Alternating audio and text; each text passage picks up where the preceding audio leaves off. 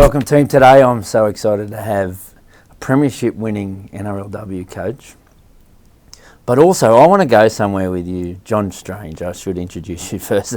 John Strange, Premiership winning NRL coach at the Sydney Roosters. But John, I want to go straight away to talk to the parents out there, because you actually amaze me that you're a coach in the NRL, but I think possibly, I haven't checked, I probably should, you're possibly the only coach to have a son who's playing NRL and a daughter who's playing NRL. So let's talk straight to the parents on that topic, and then I want to go with you on your own journey and influences you've had and lessons that you may share with our listeners. Our listeners are usually coaches, teachers, trainers, leaders, business leaders, but when I say leaders, parents are the ultimate leaders out there. So I want to talk straight to the parents, because first of all, that must make you proud. Yeah, definitely this year. Like Jazzy debuted for us actually last year and then moved on to the Knights, which was fair enough, I guess. She wanted to be coached by someone that wasn't a dad. Hey, well, there's a topic, coaching against your daughter. Really hard. That was, I didn't think it would be. But a decision to go to the Knights, I agreed with. Basically, she wanted to make it on her own accord and, without the dad being the coach. So she went there and had a really good year. And then when we actually played them up there in round 8, we weren't travelling too well in the second half. So the second half I went and sat on the sideline and we were down by 4. And then Tamika scored a second try. And then with 15 to go, we were still in the game, and then Jazzy actually scored, and the excitement on her face, I think it was personal to her. Yeah. And I was just sitting there going, it's tough. It was, and it was probably harder that night when she came home, and she hadn't been home for a couple of months because she was living in Newcastle, so she came home to the Central Coast and had a bit of a spring in a step and rubbed it in. So that whole experience, it wasn't great, but it is what it is. But having both kids, Ethan debut for the Raiders back into this year was really special. It was a special moment. Right. So if we are talking to the parents out there, lessons along the way and experiences along the way. So you coached them as juniors. Coaching your own kids, what's that like? Different for both, to be honest, because they're different players and different human beings. So Ethan, I started coaching him from under 6s when it was just fun, learning how to tackle, learning all the core skills of the kids. And he was with a really good group of kids and the parents, to be honest. The parents can be a little bit tricky when you're coaching junior level. So we had great parents, great kids. It was good fun, and then as he started to develop, I just wanted to make sure when I was coaching him that everything was fair, because you hear about coaches, fathers coaching their sons and, is he getting extra attention or is he getting more ball, for example. So I remember when they turned 9, we had a really good crop of kids, the Entrance Tigers, and I gave them a system at the start of the year. I gave them the jersey, and the number that they had on is they would take it in turns of running. So just to make sure that it was all fair. It was all fair, and I made a real point to the kids and the parents that the score didn't matter as well. Yeah. I remember one year went from 10s to 11s, and a new kid had come over from another club, and boys played their first game, and they were really good footy players. So they won by whatever, I don't know. The new parent came over, oh, what was the score? What did you win by? And I made a point to him in front of everyone that was there to say we don't keep score. It's not about that. I just want to make sure the kids are having fun, developing obviously, but just having fun with their mates. So so that journey with coaching Ethan, then when he got older into the reps, it's when I sort of stepped aside. Did you? Yeah. So you didn't coach him when he was older? I was involved with, because he would come through our Central Coast system, Central Coast Roosters, so I was involved running that program, but I did step away from actually being head coach, but I was still in and around the side. Because you mentioned some interesting things there. I mean, the first thing you want to try to do as a coach is inject a love of the game into the kids. So you obviously did that really well. And then around about that 15, 16 age, it would be interesting if you were coaching him then. So there's little lessons there around, like, I'd like to know about challenges of coaching your own kids. You kind of hinted that might be challenging with parents sometimes, or or the perception, or what about the pressure on him? Because, that seems to be... I mean, we had Ivan Cleary on this episode. I know you listened to that one, and Ivan talked about that won't go away. I mean, his son is the world's best player, and he still used to have people perceive it as his son was only there because he was there. Yeah. And he's the world's best player. Yeah. And it was like that family are the most beautiful family, never put any pressure on kids like that. But some of the treatment they may receive or perceptions from people, did you come up against that? Because your son was obviously very talented. Yeah, not so much with Ethan, because he was, one of the better kids coming through. For me, look, there might have been that things talked with parents, that I didn't know. It's possible. But I felt like when it got to, when it got to the rep program, where they're all good kids, they're all talented. Yeah. That's when I wanted to step aside, because I felt like that could have been perceived then, because they're all good kids. Suddenly, if I'm the coach and Ethan's the captain, he's kicking off, he's kicking for goal, he's doing all that.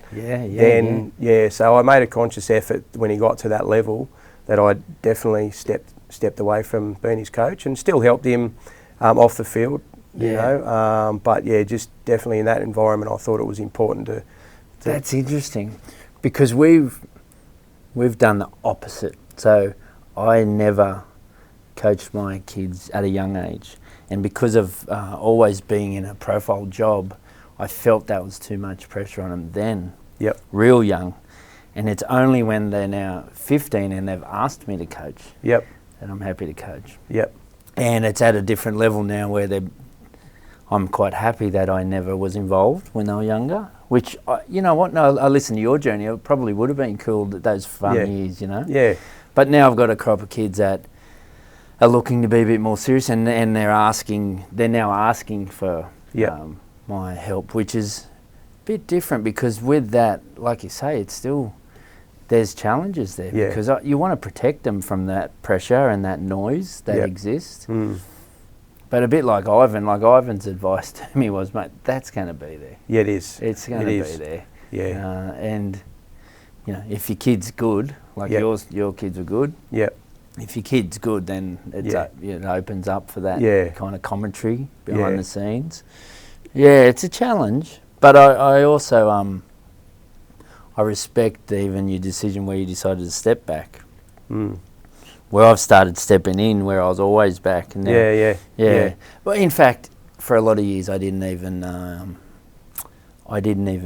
have my kids in that sport. They played other sports. So it was really cool to just stay away. I always said I'd love it when they one day ask for help. And I mean, they're always surrounded with help if they want it. As you know, in the work that I've been involved in. But it's an interesting journey you had there, and you made a decision to step back for them. And it was a tough decision, because I'd become really close to all the kids. They felt like they were all my sons, to be honest. So when I stepped back, I wanted to make sure I got, asked the coach to come in that I felt like would respect the time needed to put into these kids. And he's a guy, his name's Jack Ellis, and he's our Howard Matts coach on the Central Coast. So he's actually stayed with a lot of these kids, and he just bumps through the different ages in our rep program. Because he's someone who's just put a lot of time, he's pretty obsessed about it, about rugby league, and so I asked him to take on my son's team when I stepped away, and then he's done a great job. So for me, I wasn't going to sort of step away and just go, well, whoever wants to coach, because I felt like I'd put a lot of work in around them understanding the game, as well as building all their skills up. I certainly didn't want that to go backwards with all the boys, because like I said, they all, and they're Ethan's, they're going to be lifelong mates with him, from under sixes. And whenever I see them out, they come up and rub me bald head and call me baldy and rip into me. But it's those connections that you build as a coach. But so in that regard, I knew I had to step away from my own son. But I also wanted to make sure that they were still going to progress. Well, if you're going to step away, you want to make sure you've got someone there that you trust. What about the difference in coaching males and females? Like, you're coaching females now at a very elite level. I'm looking over Allianz Stadium now. if we could turn the camera, we're at beautiful Allianz Stadium in the background there, which you coached the team. The first team to ever run on this stadium was the NRLW team, the Roosters. Isabel Kelly led them out. Talk to me about that, coaching girls, females, or women, elite women, compared to coaching men. How have you found that? Look, I love it. I fell into coaching the women, to be honest. In 2019, I spoke to Joe Kelly, the CEO, about putting a Central Coast Roosters Harvey Norman women's team in up on the coast, because at the Roosters we had Tasha Gale and NRLW, and we were losing girls for the first couple of years to other clubs before they actually got to NRLW. So we started a team up there in 2020. It was our first year. We had a coach in to do it, and I was just overseeing that team and the other teams.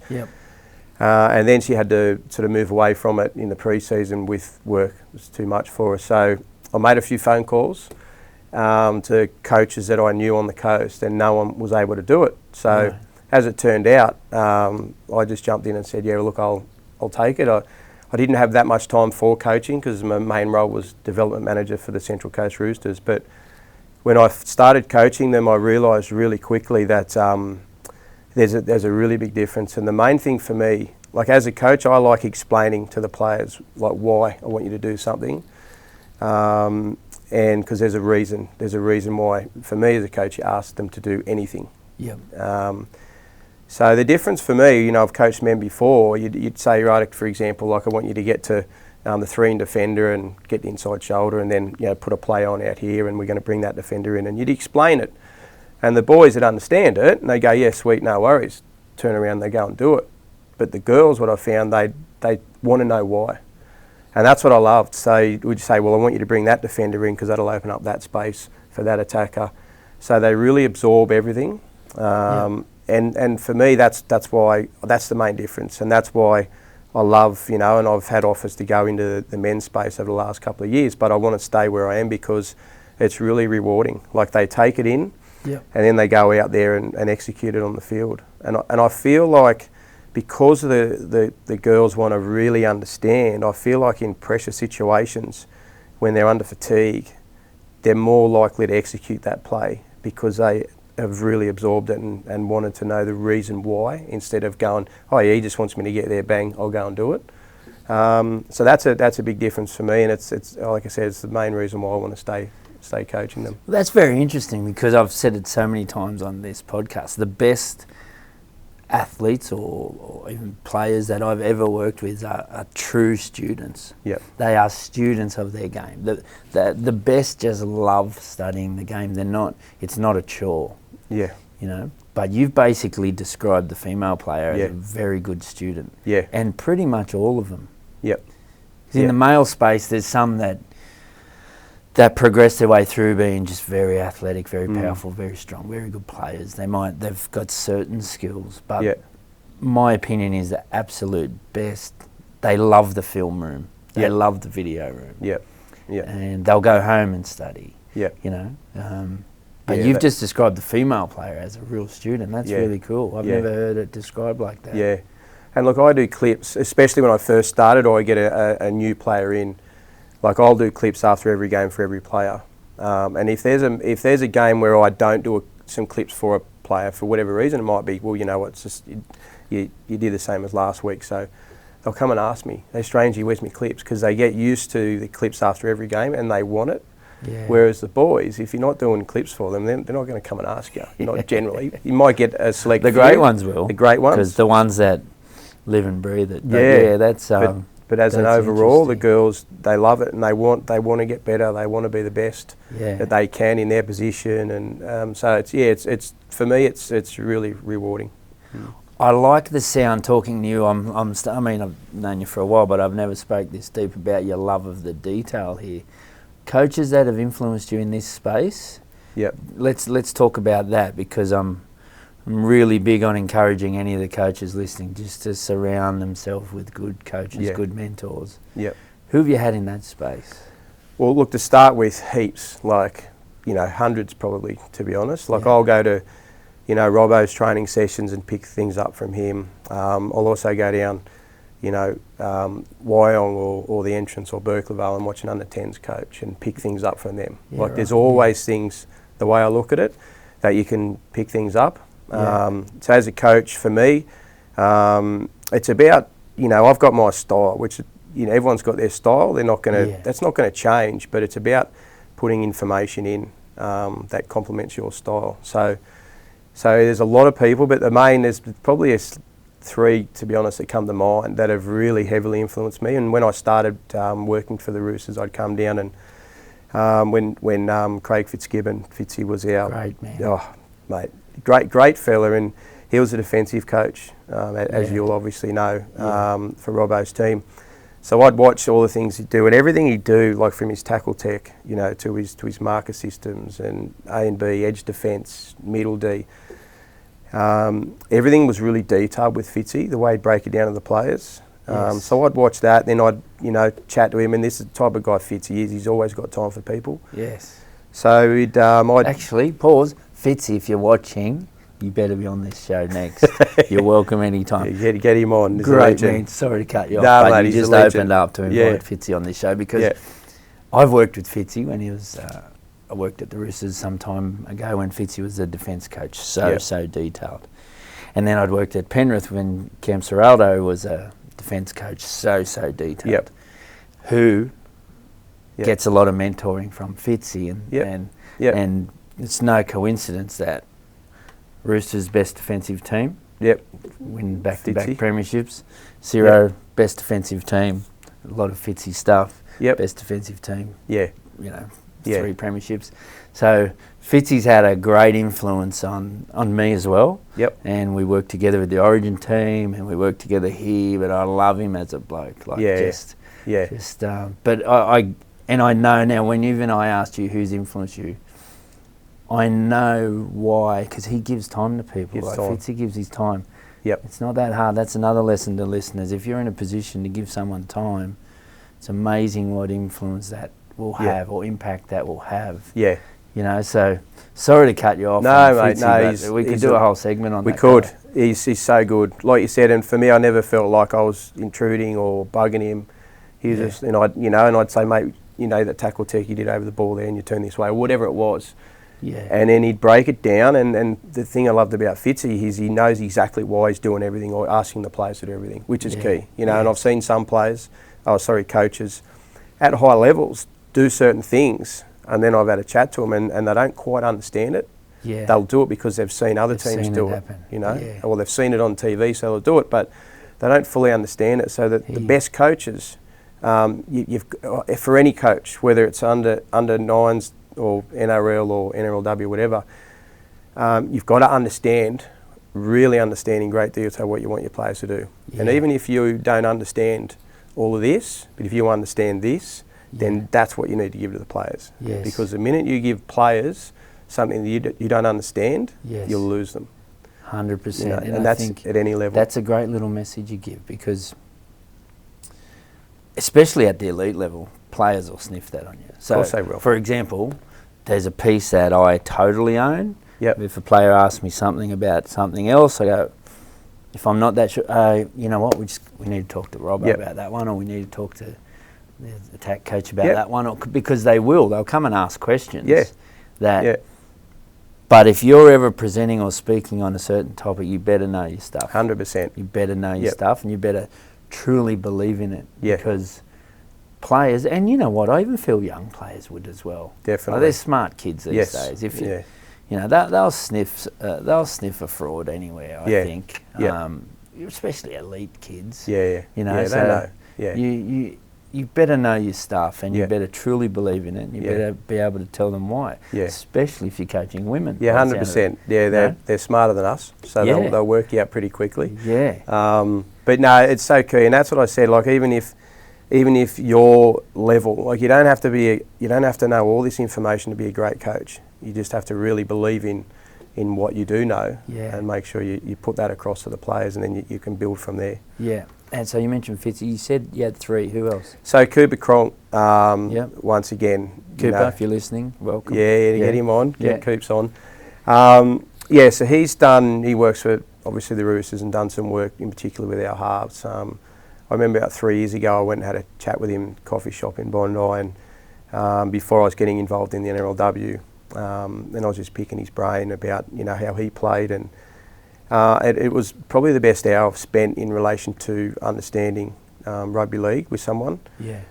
Because he spoke about himself. Obviously, it's pretty well documented. He come through, he wasn't a natural half. Yeah. When he got to Melbourne, he had to learn how to play that position. So his brain is, you know, he explains it sort of like a computer, like it's going through stages.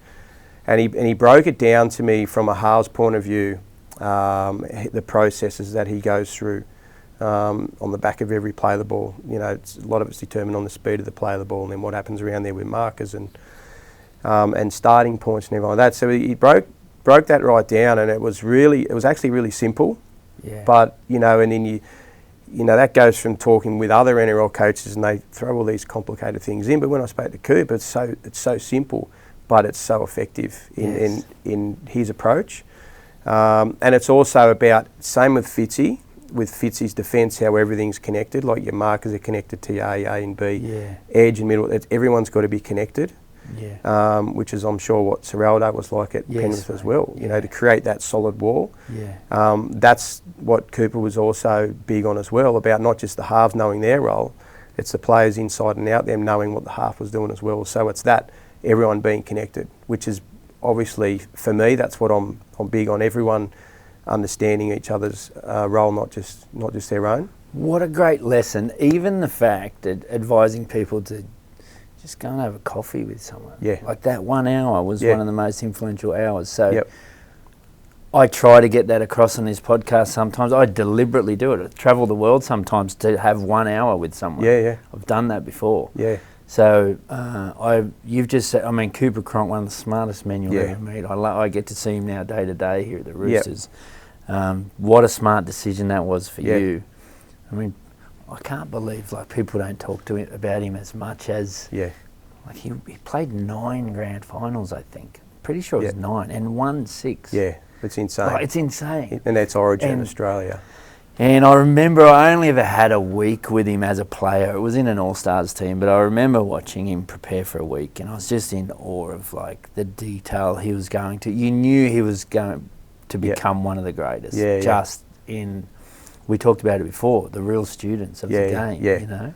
And then to watch him from afar, and then to get to see him coach and stuff and talk to him. But what a lesson you gave around just take an hour to reach out to someone. Absolutely. Call someone, have a coffee with them. And you also mentioned the word connected. That's another thing we've covered with a lot of coaches on this show, is that the most connected team wins. 100%. You Absolutely. Know, so you obviously believe in it because you've won premierships, and your women's team that won the premiership. Talk to me about their connection, because that seemed pretty special from an outsider watching. And I've been in your building, and I've seen some values you have written. You have values as you walk up the stairs. And talk to me about that, because I want to hear it from you. These listeners have heard me say it too many times. The most connected team wins, but you've had a connected team. Tell me about it. Look, we have, and I'll just to jump into that, I'll talk about the third person, which connects into what we're going to talk about. It was actually my wife, Adele. She's a school teacher, knows nothing about, or she would claim she's an expert at rugby league. She's raised a couple of NRL players. She has. She's from the UK. She was a track athlete over there, so nothing about rugby league. But she's a school teacher at Baddo Bay Primary School. So when Ethan, him and his mates got into school footy at primary school, Adele said, "Can you come in and coach them?" I said, "Yeah, of course." You know, I coached most of them on a weekend. So I remember rocking up to the first session, lunchtime at school, and I had my spine there, and I'm going, right, are we going to do this? We're going to get to this little area, and we're going to put this play on. And anyway, then Adele just stopped me and cut me off and said, Jimmy, to another kid who didn't play league, soccer, you know, school footy, that some kids play AFL and soccer, whatever. She said, do you understand what John just said then? And anyway, I'm there thinking, come on, Adele, just let me coach you. I'm coaching all these boys that know what they're talking about. And he sort of, everyone looked at him and he went, all right. And she said, John, you need to explain it to him. And in my brain, I'm thinking, the kid's going, I'm going to put him on the wing, you know. It's like, he doesn't really need to know. Anyway, so I kept talking and then explaining a bit more, and then Adele, cut me off again. Hey, hang on. Billy, do you know what John's talking about there? And I'm thinking, once again, this kid's come from AFL. He's not going to... Yeah. Anyway, but through that process, and then she obviously spoke to me later on, being a school teacher, what I learnt from her, and this is going back probably 9 years now, because Ethan was 9, the importance of making sure that every player on that field feels a part of it, for one, and they're all connected, and they all know what the coach is actually asking, even if they're a centre and they're not needing to know what the front row is doing, or as in to do that on the field, but to understand. Yeah. So I took that message through to my coaching. So we go back to that season that we won the comp in 21.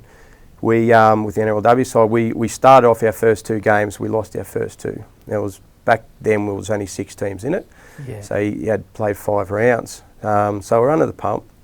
And I remember going to training, the next training session after we'd lost our second game, and Adele was like, oh, so, you know, how you going? Because we had a couple of players out with COVID, but we still needed to, you know, win. And they were, Corbin Baxter was one. She was back that week, which I knew was going to help. But there was a little bit of a disconnect, you know, which can happen when you start off a season like that and you're not winning. Yeah.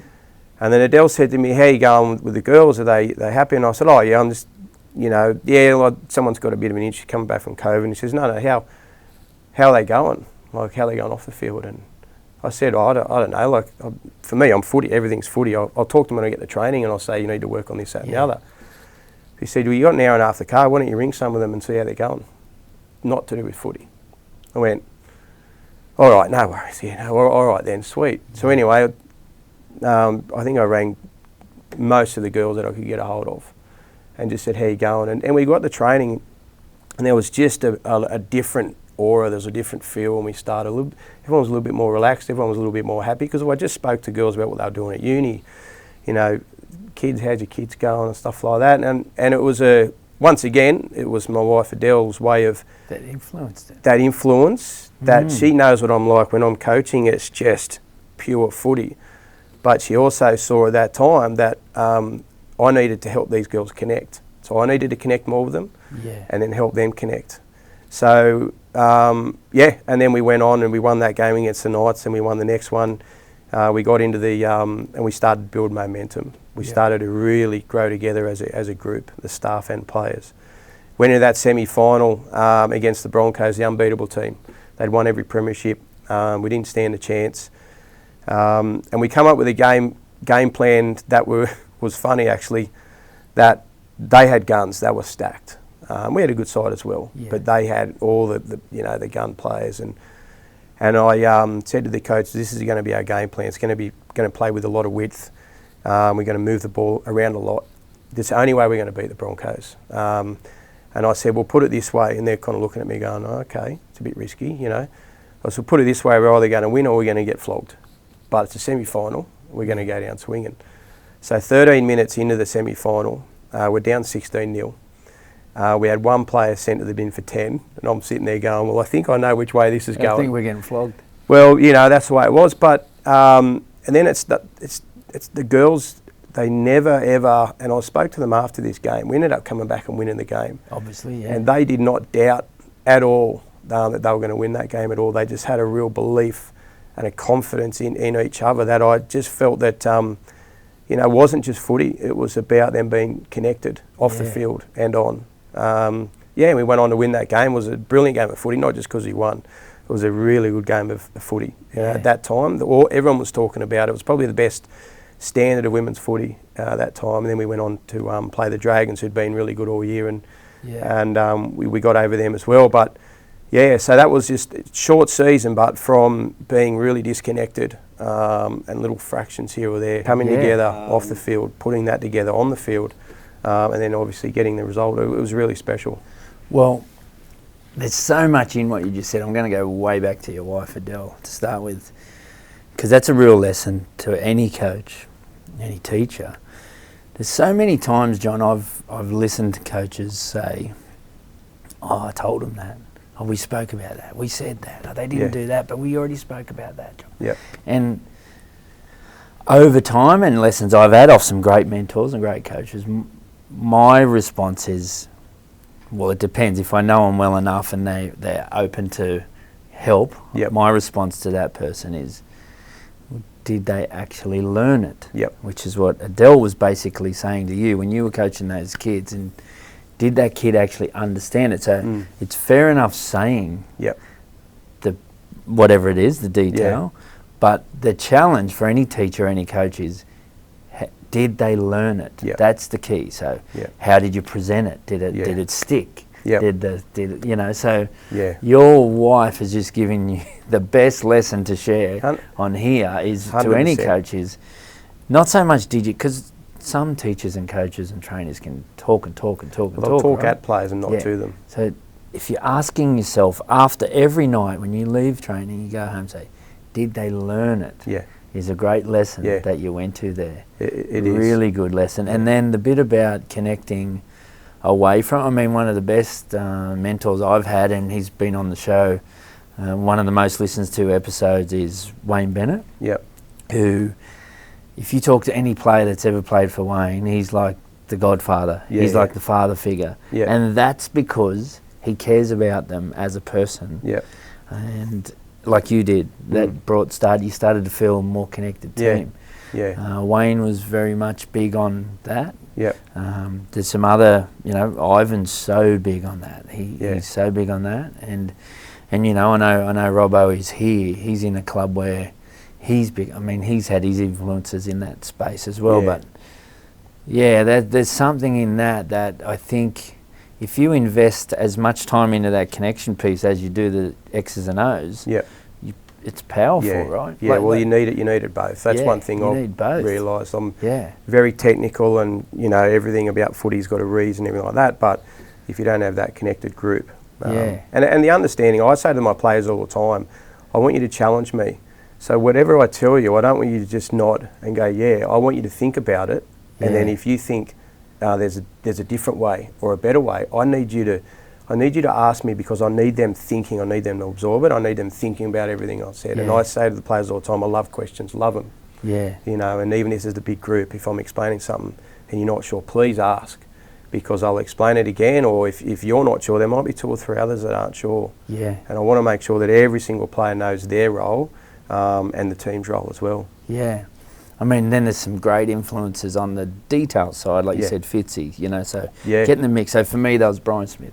The detail of Brian Smith, who also influenced a lot of coaches like Trent Robinson, and the list goes on and on and on. So for me, that was Brian Smith. But like you said, you've mentioned the detail there of Fitzy. You've mentioned some lessons there from your wife. You've mentioned the detail of Cooper. Like, if you can get it together, and then do it in your own authentic way and be 100%. Yourself. You can't just go and copy something. No, you can't. You've got to be yourself. So you've got your own unique way that's proven. I wouldn't mind going down your belief on the values that I see when I walk in your office. And how much you get your team buying into those, or are they just words on the wall? Obviously they're not, because you won. I've said that on here before. Every team's got words on the wall, but the ones that live them win. So can you talk me through a bit of that? Do you invest a lot of time in that space? Yeah, we do, definitely. Like for me, every club wants to do this, I guess. You want to recruit trustworthy people that that when you put them out there on the field, that they're going to look after their teammate. That's a big thing for me. And I say this all the time to the girls that come in. We've got a squad of 24. There's 17 that are going to be picked each week. I'm not going to put anyone on that field that I don't believe the rest of the teammates have their trust in. They're just not. And I've said it to them. I said, I'll play with 16, I'll play with 15, if that's all we've got. So the importance of the trust is massive. And then, through trust, you've got to believe in the people around you. So there's obviously those values that we've got in the Roosters. We've created our own ones amongst the girls have done that themselves. Come up with these values that you see on the stairs as we go into our video room. That we did actually wanted the girls every session before they go in the team meeting. It's ingrained. They're looking at it. I like that. I walked up your stairway, and on each stair, I mean, we don't have to give away all your team's values, but on each stair is the words as you're walking up, and then the challenge is to live it. because like I said, I've seen so many facilities around the world and lived some. Yeah. And the good ones, they live what's on the wall, and Yeah. they end up winning. Yeah. You know. Yeah. Yeah, definitely. The other ones, not so good, or the average they would have probably the same words sometimes. Yeah. They haven't invested in it. Yeah. They don't live it. Yeah. But yeah, I noticed that you must really believe in it, because I've walked through your office there and seen it. And we mentioned some really good coaches. Can I just drop a couple of names from your female space? Because I'm very grateful, to be honest, because they are so inspiring young girls, including my own daughter. Yep. And a group of girls that I know of that age that are so inspired by women that you've coached. Isabel Kelly. Yep. Can you tell me about Isabel Kelly? Because you just see her, and if she is her presence in front of young girls, she's an inspiration just by her presence. Yeah. But can you tell me about her work ethic, or any little lessons that may, if any of these young girls are listening, your take on Isabel Kelly? Yeah. She's a true professional. I started coaching her in 2020 when we created that Harvey Norman team on the Central Coast. And she really looks after her body. She, her preparation, well, she's actually lucky because her husband is our head of performance, S&C, Jake Callister. So she's really lucky there, but she looks after herself. She does, she goes to the gym every day. She does her stretching. She goes in and does the ice baths after training and everything like that. So she really prepares her diets, very good as well. So she's been a really good influence, not just on the younger girls. As you mentioned there, she's helping out your daughters in our 17s Lucy Fiola side on the coast. Yeah. She's helping a couple of the other girls with that coaching. But the girls that come into the NRLW space, she's really been a strong influence on them. She's been a strong influence on my daughter Jazz, who's a few years younger than Izzy, but just introducing her into the gym, and trying to become an athlete. So her preparation... She looks so strong. She is. Strong, athletic. Yeah. You only need to look at Isabel and you know that she's diligent in all those areas. She is. And what about I feel like I've listened to her speak occasionally. She speaks very well. Yep. How is she? So she's your captain. Yep.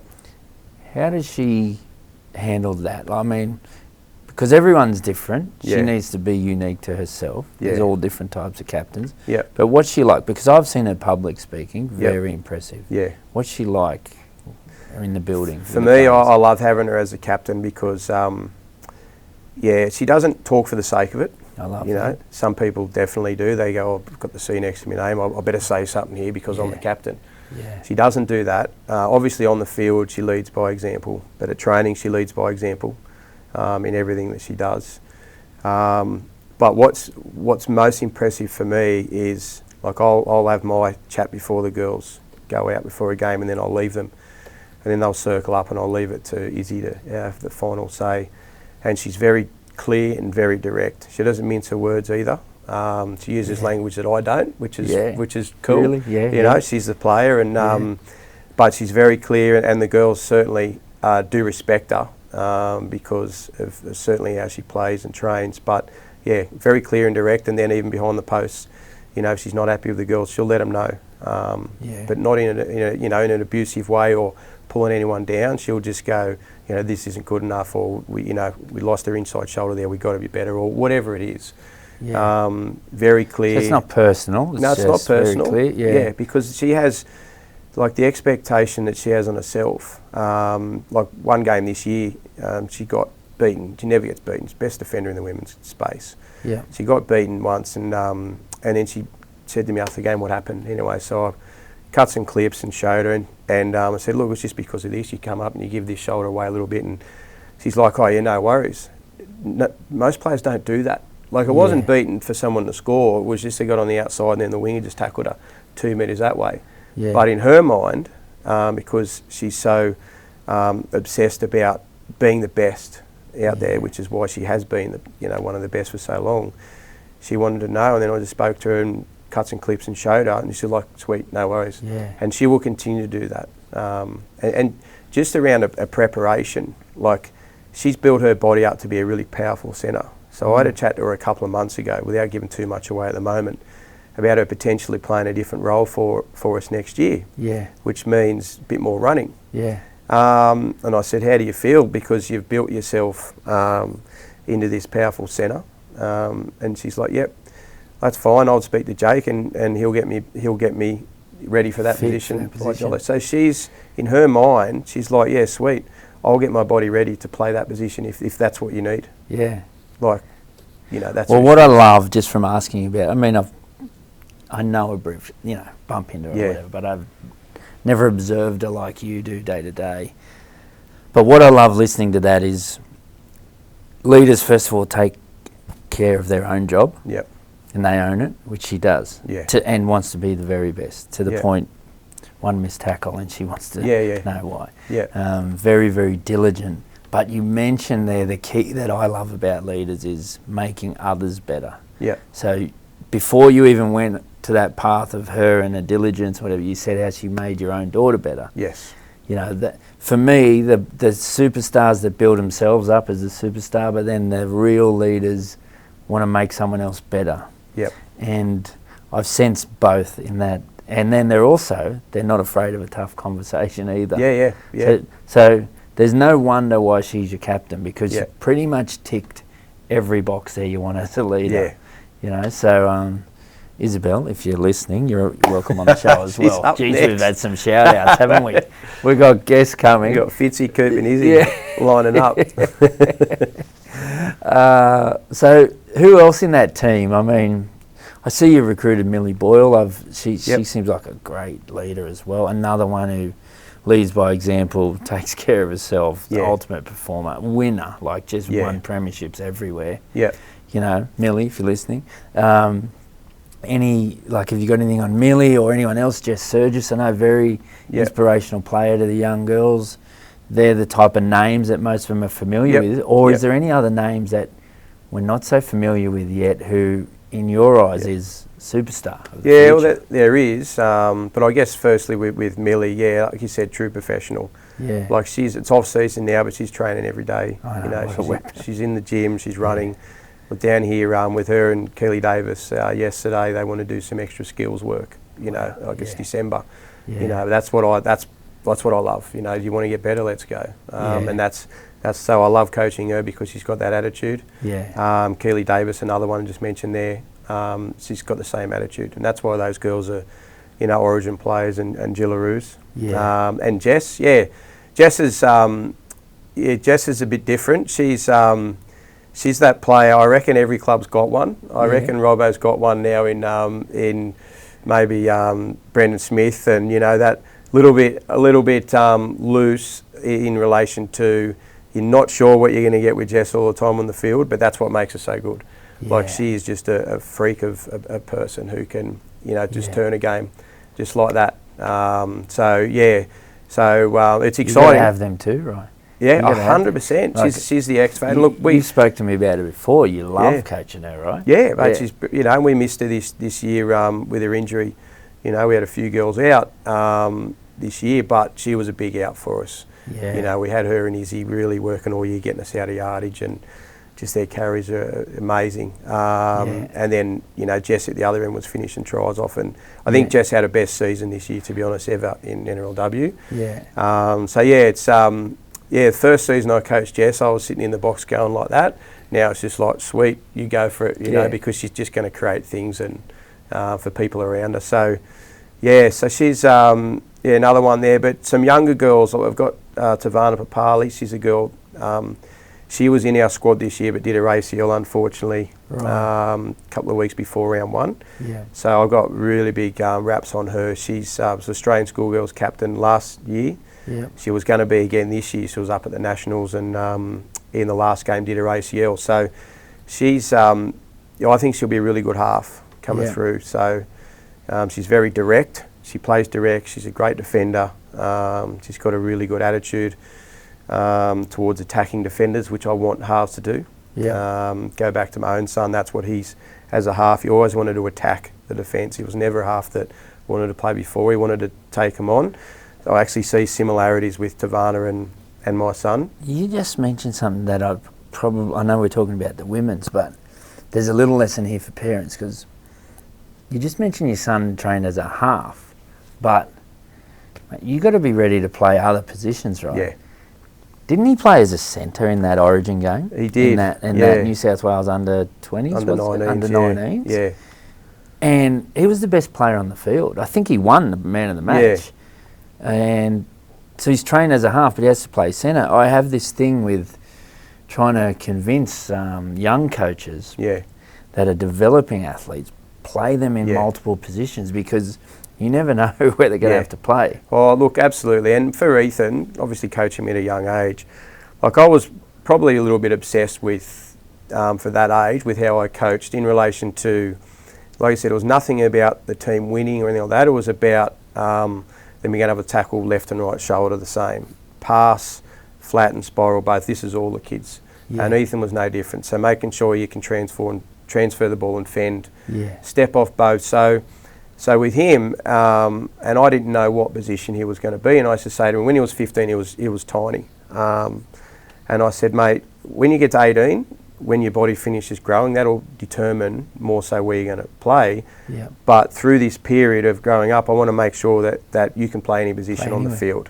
And before that Origin game, he'd only ever played 2 games in the centres in his whole life. Yeah.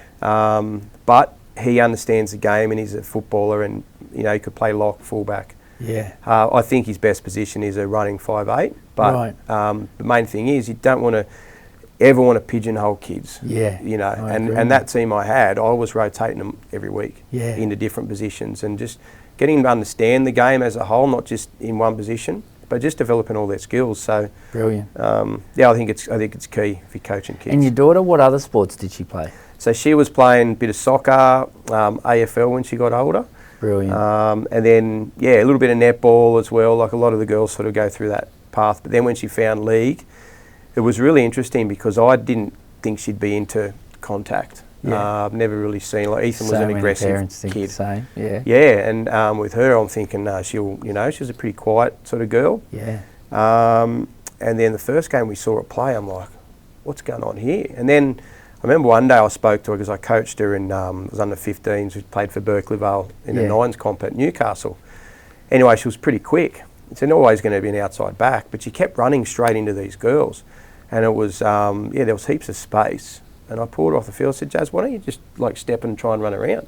Yeah. She goes, nah, I just love the contact. So naturally she loves that contact, but a bit different. She didn't play, like Ethan played from under 6s, so we could work on all these different skills, so he can play anywhere. Yeah. She started at 15, and she's naturally an outside back centre winger.